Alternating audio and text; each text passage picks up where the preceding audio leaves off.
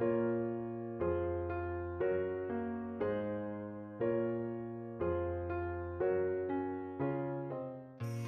à tous, amis internautes.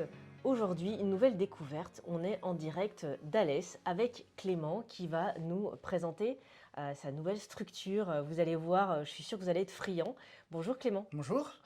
Gueule de pain, vous l'avez vu en introduction et vous allez découvrir tout son univers. Mais avant tout, parlons du parcours de Clément.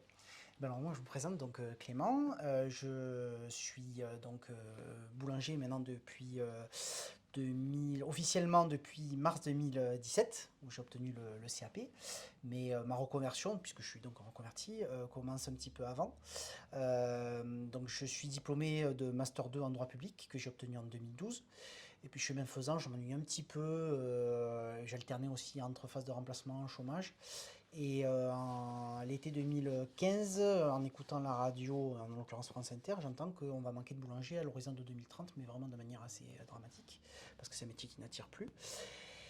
Et ça fait un petit peu tilt, je me dis, mais si tu faisais un truc un peu concret, genre j'ai toujours un peu aimé cuisiner, et puis en fait, ben, là, à ce moment-là, j'étais au chômage et je me suis dit, Banco, tu vas aller voir ta conseillère pour l'emploi et puis tu vas demander à faire des stages en entreprise. Donc c'est ce que j'ai fait. J'ai fait 4 stages. Alors c'est vrai qu'au début de ma reconversion, été très orienté pâtisserie.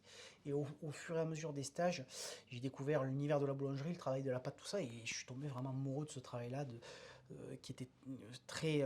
En fait, la pâtisserie, c'est très froid, avec beaucoup d'ustensiles, alors que la boulangerie, c'est vraiment l'univers chaud, avec l'utilisation permanente de ses mains, en fait. Et ce qui me paraissait le plus rapide et surtout le plus efficace, c'était de partir dans des écoles privées, voilà. Et en l'occurrence, je suis parti à Aurillac, dans le Cantal. Donc, me former à l'école de Christian Fabré.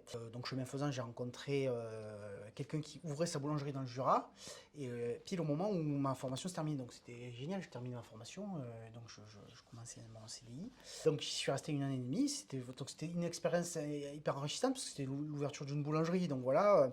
Mais après, c'était du travail conventionnel. Et bon, moi, déjà, j'avais dans l'idée de faire quelque chose, de revenir ici, c'est sûr, mais je voulais quand même capter de l'expérience. Entre-temps, j'ai rencontré ma compagne qui était plutôt dans la plaine bressane du Jura, donc j'ai cherché un emploi plus proche d'elle, en l'occurrence à Lons-le-Saunier. J'ai trouvé en grande distribution. Et c'était une expérience que j'appréhendais un peu en me disant, bon, la grande distribution, on va travailler un peu, et en fait pas du tout. On travaillait exactement avec les mêmes fournisseurs, le même type de farine. On faisait tout, il y avait même un poste de tourrier à ce moment-là, donc à l'Hyper Rue Montmoreau. Donc on faisait vraiment les croissants, les beurres au chocolat, voilà. Sauf les croissants premier prix pour le magasin, qu'on sortait vraiment des congés, voilà. Mais on faisait même les baguettes à 35 centimes. Et en fait, c'est là que je me suis aperçu que la boulangerie enfin, conventionnelle vraiment dans le sens où on l'entend, c'est-à-dire baguette, viennoiserie, pâtisserie, snacking, on pouvait pas concurrencer en tant qu'artisan ce type de structure, parce que eux, ils ont des tarifs, même en ayant les mêmes fournisseurs, ils ont des tarifs systématiquement divisés par deux. Oui, puis le public vient pas chercher la même chose. Alors, oui et non, parce qu'on faisait vraiment la même chose. On faisait vraiment D'accord. de la tradition française, des croissants, des pains au chocolat tout à fait de qualité, quoi. Ouais. Alors, bien sûr, ça dépend des grandes surfaces, mais là, en l'occurrence, on faisait vraiment les choses bien. Et puis ça m'a énormément apporté sur le rythme de travail, sur l'organisation, et puis de manière générale, la gestion, voilà. Et donc de cette expérience-là, c'est vraiment à ce moment-là que je me suis penché sur qu'est-ce que je veux faire. Et c'est là que j'ai compris que comme on ne pouvait pas lutter contre ça, il fallait que si je voulais créer mon entreprise, faire quelque chose qu'on ne peut pas trouver et qu'ils ne seront jamais capables de faire eux à leur échelle, parce que trop de volume, parce que voilà. Et donc, c'était travailler avec des farines locales qui sont pures, entre guillemets, c'est-à-dire sans aucun améliorant autre que du blé écrasé, voilà. Deux, travailler exclusivement le vin, parce que ça, c'est un travail qui est assez technique. Et puis trois, vraiment miser sur de la qualité et que sur le pain. Alors moi, c'était important parce que la pâtisserie, bon, voilà. Le snacking, c'est quand même particulier. Il y a de plus en plus de boulangers qui même font presque de la restauration. Et on est dans un autre univers après, hein, si c'est pour faire des plats, bon voilà. Mm. Et pas de baguette. Alors pas de baguette, pourquoi? Parce que c'est vrai que ça a été un peu le cheval de bataille dès le Pourtant, c'est départ. l'élément phare de français, Voilà, c'est la ça. baguette. Mais on fait du pain depuis des millénaires et la baguette, ça a quoi, 200, 250 ans? Et en fait, c'est là que je me suis dit, si je fais de la baguette, les gens vont systématiquement s'identifier en termes de tarifs, en termes de pâtes, Mm. etc., etc., sur ce qui se fait ailleurs. Et je voulais pas ça. Je voulais pas de comparaison possible. Donc du coup, qu'est-ce que j'ai fait? Eh ben, je me suis dit, tu fais pas de baguette. Et en fait, ben, là maintenant, ça fait 1 an et demi qu'on a ouvert. Et il y a vraiment des gens qui viennent ici et qui demandent de la baguette. Mais bon, s'ils sont minimum curieux, en général, ils vont trouver autre chose et qui va les Et satisfaire. vous Voilà. repartir quand même C'est avec ça. Et un en pain. plus, pour moi, la baguette, c'est un pain qui ne se prête absolument pas au levain. Parce que c'est des pièces qui sont un peu plus fines. Voilà, le levain, ça demande un petit peu de masse pour pouvoir ben, pousser, enfin voilà, s'exprimer. Ce qui est arrivé très vite, c'est le nom, gueule de pain. Ouais. Alors, ça, c'est D'où ça vrai. vient alors? Ben, en fait, alors dans l'imaginaire des gens, c'est marrant parce que avant que je parle vraiment de l'origine précise qui est de moi, c'est vrai on est ici dans un secteur où enfin, c'est un ancien secteur minier, hein, il y avait l'exploitation des mines de charbon. Donc pour certains, gueule de pain, c'est une gueule noire, etc., etc. On pourrait penser aussi au gueulard. Le gueulard, c'est la pièce en fonte qu'on utilisait dans les fours à bois, qui est une pièce importante puisque c'est ce qui projette la flamme en fait sur la voûte pour chauffer le four. Mais en fait pas du tout. J'étais chez moi et je m'amusais à l'époque à faire des tours de seigle, qui est un peu ma spécialité d'ailleurs. Et j'avais fait ça dans ma concote en fonte, dans mon petit four, enfin voilà. Et en sortant le pain, j'ai dit quand même c'est du pain qui a de la gueule. Et je sais pas pourquoi, en réfléchissant tout ça, et je me suis dit, mais une gueule de pain c'est génial. Et le lendemain, je le déposais à l'INPI. Et voilà, donc ça c'est vraiment parti de là. Et si on se replace en 2017-2018, c'est vrai que le pain au levain, c'était quand même peut-être pas encore. Voilà, les seuls qui faisaient encore, enfin, qui faisaient ça à part dans les magasins spécialisés, type magasin bio, Biocoop et compagnie, c'était les paysans boulangers. Et donc c'était extrêmement résiduel quoi. Et maintenant il y a de plus en plus de gens qui font comme, alors moi j'ai rien inventé, hein, c'est pour ça que je le précise, hein, mais qui font que du pain au levain. Voilà. Par rapport à nos auditeurs qui s'interrogent sur le pain au levain, comment Oui. ça se produit? C'est quoi la différence? Expliquez-nous un peu Alors, le le pain, terme technique. de manière générale, le pain est exclusivement fait à la levure. C'est comme ça, voilà. Alors, la levure, c'est un champignon qui se multiplie à la vitesse de la lumière avec la chaleur et l'humidité. C'est pratique pour tout le monde parce que, ben, en général, on utilise des pains de levure, voilà, qui sont levure fraîche, hein. D'ailleurs, c'est un peu un non-sens parce qu'on fait très bien la levure sèche qui se conserve parfaitement à l'extérieur, qui a une durée de vie beaucoup plus longue, alors que la levure fraîche, elle se conserve au frais, enfin voilà. Bon. Et surtout, c'est un truc industriel. On ne sait pas trop si les souches sont OGM ou pas. Enfin, c'est un peu nébuleux. Alors que depuis des millénaires, donc ça date d'il y a peut-être 150 ans encore, alors que depuis des millénaires, on fait du pain avec du levain. Alors le levain, c'est quoi? C'est un mélange de farine et d'eau fermentée. Et donc avec à l'intérieur tous ces ferments, des bactéries, des levures sauvages, etc., etc. Et donc en fait, qu'est-ce que je fais moi? Tous les jours, je prends de la farine, de l'eau et une souche que je garde de la veille, que je mélange. Et ça me permet effectivement d'avoir cette pâte qui donc avec ces ferments, hein, donc en gros c'est le sucre contenu dans la farine qui alimente les ferments, et ainsi de suite, et qui permet donc de créer du gaz carbonique qui est enfermé dans la pâte, notamment grâce au gluten. Alors voilà, et, quand on fait du pain avec du gluten, c'est assez facile parce que une espèce de réseau est créé en fait Oui, c'est cette colle, cette glu en fait, voilà, hein. qui permet donc de maintenir le gaz carbonique à l'intérieur et donc que la pâte ne s'effondre pas en fait, tout simplement. Alors, du coup, on peut faire du pain sans gluten ou du pain avec des farines faibles en gluten, mais on le travaille différemment. Voilà. Oui. Soit on va travailler sur ce qu'on appelle l'amidon, qui est constitutif enfin, donc le sucre, qui est principalement constitutif de la farine, hein, de manière générale. Soit on va travailler en ajoutant certaines choses comme le psyllium, notamment sur le pain sans gluten, qui permet effectivement d'épaissir la pâte et de conserver maximum en tout cas de ce gaz pour pouvoir voilà, avoir pas une crêpe, quoi. Et puis le psyllium, pour nos amis qui recherchent toujours des très bonnes solutions, c'est très bon pour l'intestin, pour les Oui, pathologies inflammatoires. Voilà, il y en a beaucoup voilà. qui s'y intéressent. Donc encore un bon point pour Gueule de Pain. Voilà. Donc c'est vrai que en fait le travail au levain, alors moi j'apprenais beaucoup avant de commencer parce que j'avais jamais travaillé à 100% levain, j'avais fait quelques pains mais c'était vraiment résiduel. Mais mener une production à 100% levain, c'était un peu un challenge pour moi. Avec le recul maintenant que ça fait 1 an et demi, voilà, la production au levain me semble même plus facile que la production à la levure, notamment quand il fait chaud. Alors ici on est dans le sud de la France, donc les étés, et ça ne va pas en s'améliorant, hein, Oui. on va être de plus en plus chaud. Et c'est vrai qu'on a l'avantage de pouvoir mieux maîtriser la fermentation, parce que le levain a une pousse qui est assez lente et régulière, que la levure, plus elle se multiplie, plus c'est exponentiel.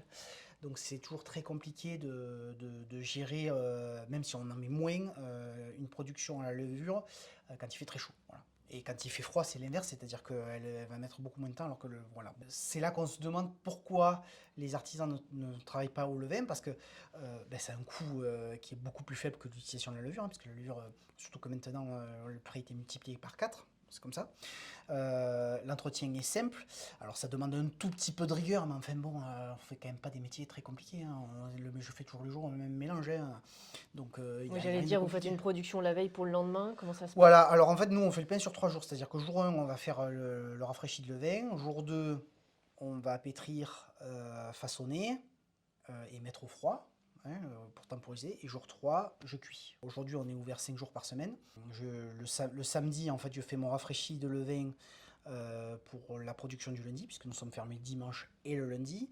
Mais donc je fais mon levain le samedi soir, et donc le lundi matin on fait le pain pour mardi. Voilà. Les gammes de pain, on le voit à l'écran s'afficher, il y en a vraiment pléthore. Pourquoi ce choix? Comment vous avez choisi un petit peu le pain, avec telle sorte? Expliquez-nous. Alors, ce qu'il faut savoir, c'est que déjà, nous, on n'utilise pas de farine blanche pour le pain. Ça nous semblait important parce que en fait, ces farines ultra raffinées apportent moins de choses en termes, enfin, déjà sur le plan gustatif, hein, elles ont quand même moins de goût, et puis surtout sur le plan nutritionnel, Oui. puisque plus on raffine la farine, plus le sucre est présent, Le voilà, taux de glucose augmente beaucoup plus. plus on va rajouter un petit peu de son, plus finalement, c'est toujours pareil, c'est des fibres, hein. Donc, ce qui est intéressant, c'était moi j'aime bien jouer sur les textures. Alors je m'en prends à mes clients, hein, je dis pas on fait 50 pétrins, moi je fais un seul et même pétrin pour un bon tiers de ma gamme, avec laquelle je vais rajouter des inclusions, hein. Si c'est pour faire des graines, je vais rajouter des graines. Alors, sur les graines par exemple, on travaille qu'avec des graines françaises. Donc ce qui exclut le pavot et le sésame, parce qu'il n'y en a pas en France, hein. Donc la plupart viennent d'Inde, transportés dans des bateaux, et quand c'est bio, c'est pas vraiment bio, parce que je voulais vraiment travailler avec des graines françaises. Sur la forme aussi, c'est ça qui est intéressant, c'est-à-dire que sur un pain moulé, on va avoir des croûtes fines et des mie un peu plus serrées. On peut faire aussi les couronnes. Moi j'aime bien les couronnes parce qu'on arrive à avoir une croûte épaisse et un ratio avec la mie qui est un peu plus faible du coup. Pavé, où on a une croûte fine et une mie un peu plus alvéolée, et les miches dans laquelle on a une croûte épaisse et une mie très alvéolée. Puis surtout mes gros pains, mes gros Gaspard à la coupe, là ça c'est génial. Où là forcément on a beaucoup de mie et beaucoup de croûte, parce que le pain va forcément avoir de la masse, et surtout passe plus longtemps au four, donc il y a une croûte qui est caramélisée, ce qui est génial pour le goût, la conservation, etc. etc. Voilà. De manière générale, moi je fais des pains qui sont bien cuits. Je me refuse à faire du pain entre guillemets presque pré-cuit, comme on va trouver chez Un peu pain de mie. voilà, parce qu'en fait, ça c'est vraiment pas bon pour la digestion, parce Ouais. que quand ça arrive dans l'estomac, c'est une boule, et Ouais. c'est trop long. C'est Voilà. c'est un peu l'idée des pâtes aussi, hein. On fait un parallèle à nos amis italiens qui disent que justement, il faut avoir une bonne cuisson pour les pâtes. Pour le pain, c'est pareil. Là, au moins, l'avantage, c'est qu'on peut plaire à tout le monde. Je me rappelle de mes grands-parents qui prenaient vraiment ce gros pain de campagne du dimanche qu'on retrouverait plus, hein. Enfin, moi, ça faisait longtemps que je cherchais un pain comme ça avant de vous rencontrer. Donc, c'est vrai que ça donne une liste énorme à vos clients, hein, à vos favoris du pain, et aussi différents goûts. Il y a du Voilà. pain au chocolat, par exemple. Voilà, alors après on va travailler effectivement sur des farines, alors là pour le coup avec des blés entre guillemets anciens, alors qui va vraiment du petit épeautre qui est l'ancêtre de tous les blés entre guillemets, hein, qui est très jaune, qui a vraiment un bon goût de noisette, avec du corazan qui est l'ancêtre des blés durs, avec alors toute une palanquée de blés anciens, de blés tendres anciens, donc qui va du grand épeautre, Florence Aurore, Barbudo, Roussillon, Rouge de Bordeaux, et je l'espère bientôt, ce qui serait très sympa, c'est le blé ancien local qui est la Touzelle de Nîmes.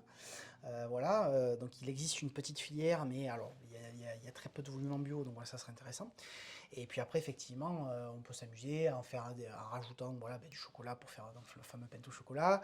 Voilà, bon, moi, c'est vrai qu'en termes de produits salés, je vais faire les fougasses aux olives. Et après, il y a un produit qui me tenait à cœur, c'était la pompe à huile. Alors, on n'est pas forcément du bon côté du Rhône, parce que la pompe à huile, c'est vraiment en provençal, hein, ça fait partie des 13 desserts de Noël en Provence. Mm. Et donc, c'est vraiment de la pâte à pain, sucre, huile d'olive, fleur d'oranger. Donc, en fait, c'est vegan. Oui. Voilà. Et c'est hyper intéressant parce que l'huile d'olive apporte un goût qui est incroyable. Voilà. On fait un pain avec la châtaigne, au maïs. Là, j'ai reçu récemment de la farine de sorgho, enfin millet, c'est un peu le même type de céréale, mais voilà, qui est cultivée notamment en Afrique parce que c'est une céréale qui nécessite peu d'eau. Et c'est intéressant parce que ce type de céréale risque de se multiplier dans le coin parce que vu qu'on a on va avoir des problématiques de température et surtout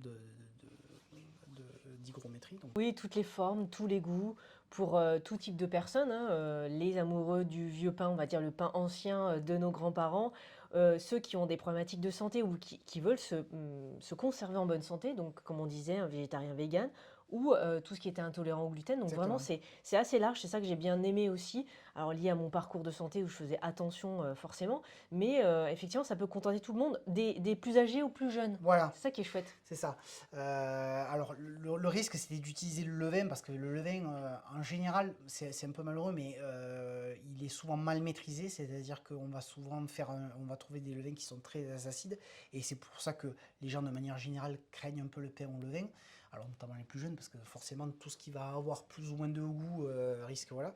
C'est pour ça que c'était un peu un pari, hein, de faire vraiment que du pain au levain. Bon, on s'aperçoit que quand les gens goûtent du pain au levain, en général, ils apprécient parce que j'arrive, moi, en maîtrisant correctement mon levain, à avoir une acidité qui est correcte, mais qui est pas. Enfin, on ne descend pas dans un pH qui va être très acide et qui va donner ce petit goût qui est pas très agréable, quoi. C'est vraiment le cœur de ma production et hyper intéressante parce que ça permet de donner du goût, d'avoir une conservation des produits qui est plus importante, une meilleure digestibilité, et notamment parce qu'il est acide, il prédigère les gluten pendant la fermentation, ce qui rend effectivement mon pain totalement compatible avec des gens qui sont intolérants, jusqu'à intolérants même modérés, même sur les blés modernes, hein, il y a sans souci. Et puis surtout avec un indice glycémique qui va être plus faible par rapport à une production à la C'est levure. extrêmement Et ça, intéressant. c'est hyper important parce que, en fait, la consommation de pain avec des farines très raffinées et faites à la levure à la va-vite et peu cuites, c'est vraiment dramatique pour les glucides, quoi. Oui, et puis maintenant, on consomme du pain pas qu'une fois par jour. Comme on disait quand on préparait l'interview, presque 4 fois par jour. Donc le matin, midi, 4 heures, enfin après-midi, soir, voir ceux qui ils font, des sportifs font plusieurs repas. C'est vrai que c'est énorme. Donc autant prendre de la qualité. Évidemment, certains nous diront oui, mais le coût, pas ci ou ça. C'est comme tout, hein, on l'a déjà abordé dans notre chaîne, c'est qu'est-ce qu'on veut vraiment, est-ce qu'on préfère manger mieux, peut-être un peu moins, c'est comme la viande, c'est comme le poisson, enfin voilà, ça c'est un autre discours, mais on sent cette passion et cette envie de faire bien manger les personnes et qu'ils soient le plus longtemps en bonne santé. Ouais, et ce qu'il y a de bien aussi avec le type de produit que je fais, c'est que comme on utilise des farines qui sont peu raffinées, on va forcément avoir des milieux un peu plus serrés. Et donc c'est un pain qui, de manière générale, euh, est plus, comment dirais-je, qu'on contente plus, quoi. Oui, Enfin, voilà, c'est sûr qu'une baguette, on et va s'y jeter, rassasie. rassasie, voilà. Une baguette, on va s'y jeter dessus, et en fait, on peut vite en manger beaucoup. Mon pain, bah, forcément, il y a un peu plus de mâche, donc déjà on va mettre quand même un peu plus de temps à l'apprécier. Et en plus de ça, c'est vrai que ben, le fait que ce soit des farines enfin, semi-complètes, quoi, voire complètes, hein, c'est bien plus rassasiant. Voilà, exactement. Avant de vous laisser, est-ce que vous aviez un dernier mot à communiquer à nos auditeurs qui nous écoutent aujourd'hui? Je ne sais pas, un coup de gueule, une envie, une passion à transmettre, au-delà de votre passion pour le pain, bien sûr. Et Ben, c'est vrai qu'on n'est pas dans un contexte qui est quand même très réjouissant, hein, comme on le sait tous. Et c'est vrai qu'il y a beaucoup de confrères qui se plaignent et il risque d'y avoir beaucoup de casse parce que ben, c'est comme ça, hein, l'augmentation du coût de l'énergie, l'augmentation du coût des matières premières, notamment conventionnelles, parce qu'en bio on est un tout petit peu plus protégé, puisque on a des matières premières qui sont déjà bien plus chères, donc l'augmentation est forcément beaucoup plus ténue. Moi, je suis un peu triste pour le métier, même si je suis jeune dans ce métier, hein, parce qu'en fait, ben, il y a beaucoup de choses qui ont été perdues. Les artisans ont voulu copier les modèles d'industriels avec les 3+1, la cuisson toute la journée, les pains peu cuits, enfin tout ce qu'on va retrouver soit des industriels, soit chez des semi-industriels, hein. Comme les artisans n'ont pas la même force de frappe que ce type de grands groupes qui, eux, achètent à un gros volume, donc à des prix qui sont forcément plus bas, ils n'ont pas su se renouveler et trouver un modèle économique qui soit viable. Voilà, et puis surtout enfermé dans l'ouverture des 6 jours sur 7 ou 7 jours sur 7, avec des salaires en plus qui sont bas, donc des problématiques de recrutement. Nous, ce qu'on fait, c'est un peu à part, hein, on est vraiment dans le 2 ou 3% de la production globale de pain aujourd'hui en bio, au levain, même si ça tend à augmenter, ça reste résiduel. Moi, j'aurais un souhait, c'est que les artisans prennent un petit peu plus en considération ce type de produit et de travail au levain, parce que ben, c'est l'âme de la boulangerie depuis des siècles, et que en fait, ben, ils ont eu tendance à l'oublier, quoi, hein. Moi, si j'ai un message positif à dire, c'est que ben, aujourd'hui, nous, on est hyper reconnaissants envers nos clients et le bouche à oreille qui a fait que de suite, en ouvrant quasiment sans bruit, on a de suite fait notre clientèle. Et que les gens sont contents aujourd'hui de trouver ce type de produit, des tourtes de seigle 100% avec le vin de seigle, des produits qui sont quand même très typés, et puis que ben, c'est un pain qui globalement plaît à tout le monde, quoi. En fait, on se rend compte que ça pourrait être très clivant le pain au levain, mais pas du tout. Voilà. Je suis secrétaire général de l'association des farines du Cosméjean, donc on travaille avec des producteurs et le moulin à vent situé sur le Cosméjean sud de la Lozère, et c'est génial voilà, alors avec toutes les difficultés que ça engendre, hein, avec un été par exemple chaud, ben, forcément il y a des problématiques, etc., etc. Mais ça, c'est hyper important parce que nous, en tant que transformateurs, on prend beaucoup plus conscience des problématiques des agriculteurs et voilà, de travailler en circuit court et de valorisation de ce travail qui est fait, et puis de pouvoir dire à mes clients, ben, ce petit épeautre, il vient de telle parcelle, produit ouais, par tel GAEC, et ça c'est génial. Et ça, un industriel, il pourra jamais le faire. Jamais. Donc non. du coup, voilà, il faut vraiment une prise de conscience dans notre métier côté artisanal, qu'il y a des choses à faire et que c'est possible. Voilà. Et même dans l'alimentation, c'est important de revenir à des produits locaux. Ces 2 années de crise sanitaire nous ont fait prendre conscience que quand on ne peut pas se déplacer, il faut revenir sur les produits du coin. Après, vous, il y a aussi une possibilité de venir le chercher, de faire des kilomètres sans problème. C'est ça. Mais peut-être de faire des bébés gueule de pain, peut-être ailleurs dans toute la France. On vous le souhaite, hein, pourquoi pas. Mais en tout cas, merci d'exister parce que ça nous fait Merci. du bien, c'est important. On le dit à chaque fois, être en bonne santé, c'est surtout faire de la prévention et ça passe d'abord, comme le disait Kousmine, par l'alimentation. Bien sûr. C'est principal. Merci de nous avoir accueillis aujourd'hui. Merci à vous Et d'être puis venu. on donne toutes les informations à nos invités sur le web avec votre site, votre localisation et puis bien sûr compte Instagram, tout ce qu'il faut bien. Merci beaucoup. Merci Clément.